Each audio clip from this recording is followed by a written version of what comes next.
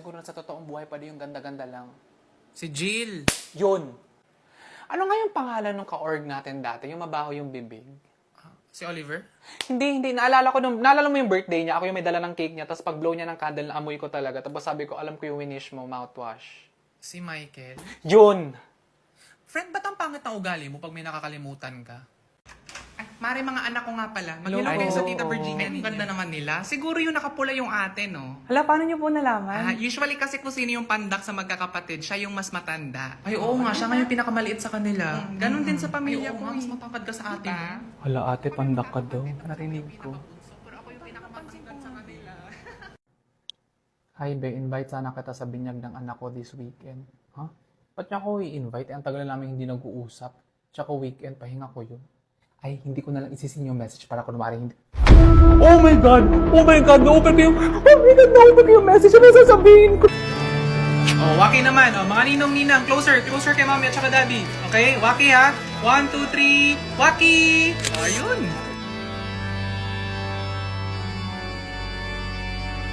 Wala, ang ganda dito. Picture mo ako dito Ako din mamaya. nga, profile pic ko lang. Wala, sobrang aesthetic Oo, nga lagi dito. na-feature yan sa mga vlogs. Oras ba tayo pupunta? Oh, ayan. Tapos na siya. Uy, Oh, kamusta? success ba? Success? Huwag ka punta kalibang. Wala talaga. Tinry mo ba? Talaga? Uy, ilang araw na yan. 4th day na natin. Ako, everyday ako tumatay. Ano, maggatas ka or magkape Oo ka? nga, try mo yun. Para, Mag-tsaa ka. para makabawas Ilang ka. araw na yan tayo mo eh. Try ko ulit mamaya. Merry Christmas! Ba't ang dilim?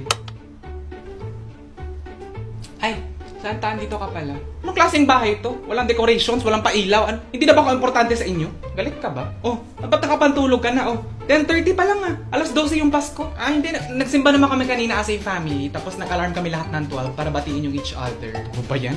O kita nyo nga itong bahay ninyo. Walang kabuhay-buhay. Wala man lang pailaw. KJ naman ang pamilya ninyo. Santa lahat kami dito sa bahay empleyado. May trabaho.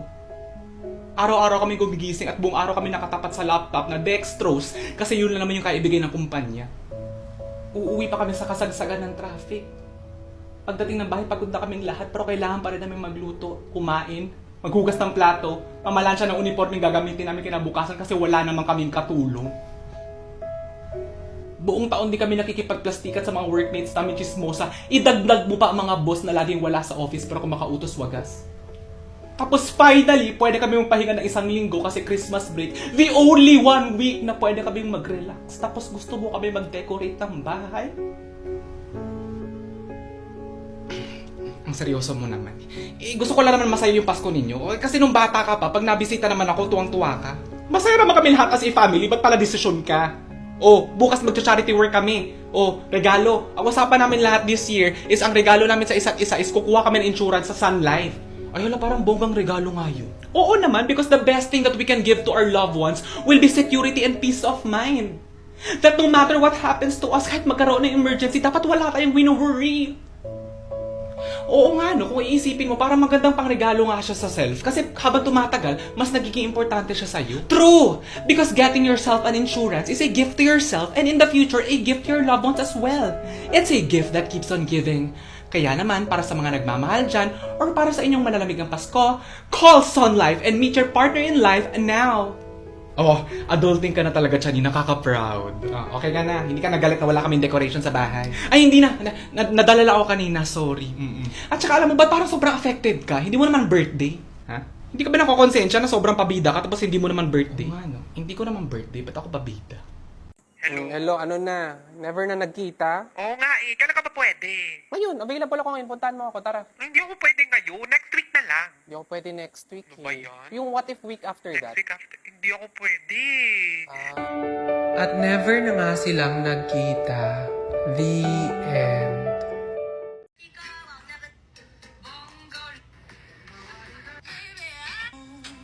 Ba't ang dami niyong pera? I thank God it's Friday!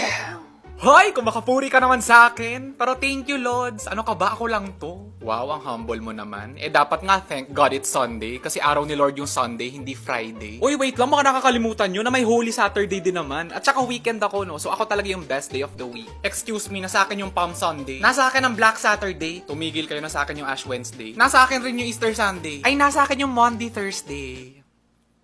Ha? Ano daw? Ha? Hindi ba? Akin yung tangik. Monday kasi hindi Monday. Basta ako ang best day kasi may show na pinangalan sa akin. Nasa Netflix pa. Meron kayo nun. Ay, show lang? Ako artista. Kaya naman ang suggestion ko, dapat ang kasunod ng Tuesday ay Vargas, hindi Wednesday. Ay naku, hindi talaga. I'm the people's favorite because I'm literally in the middle of the week.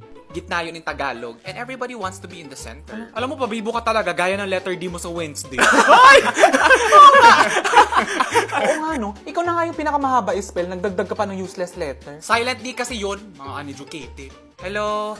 Hi. Dito ako sa baba. Oo. Hindi, kanina ko pa kasi kayo naririnig, no? And for me naman, there's a way na maging people's choice na walang pinipiling araw. Like me, si Yum Burger. Ay nako, correct ka dyan. Surprise, dalawa kami. And I remain as the people's choice because I'm the beefiest na paborito ng lahat. And best of all, you can have me any day. Ay, in fairness naman kay Yum Burger. Oo nga. O sige na nga, magbati-bati na tayong lahat. O sige na nga, friends na tayo kasi... Yum tayo lahat! Yum tayo lahat! Yum tayo lahat! Yum tayo lahat! Yum tayo lahat! Except ikaw Monday, hindi pa rin kita gusto. Hoy, tamad ka talaga kahit anong araw. Sinisi mo pa sa akin.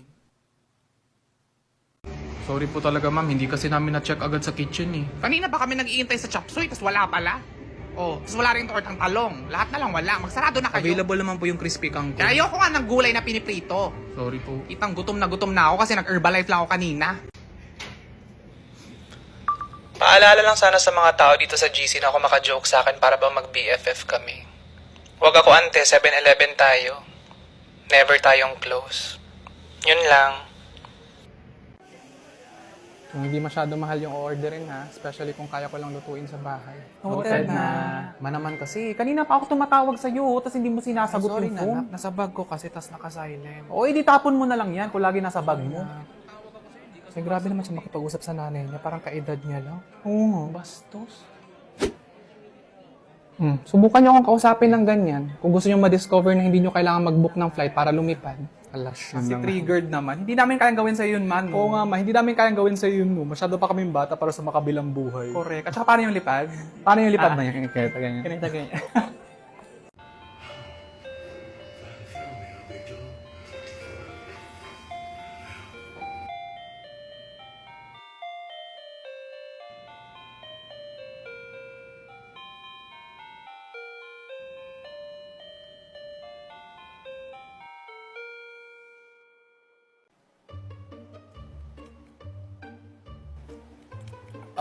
Mars?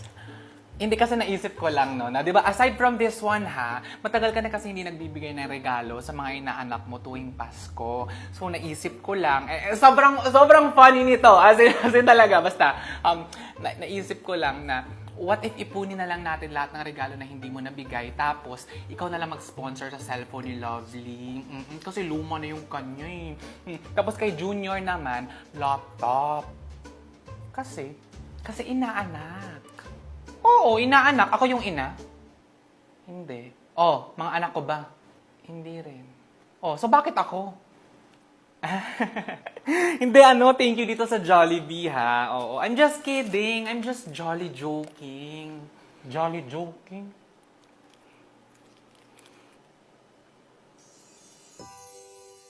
Dahil inaanak mo, pero di mo pinanganak. Make it Christmas with Jollibee Joy.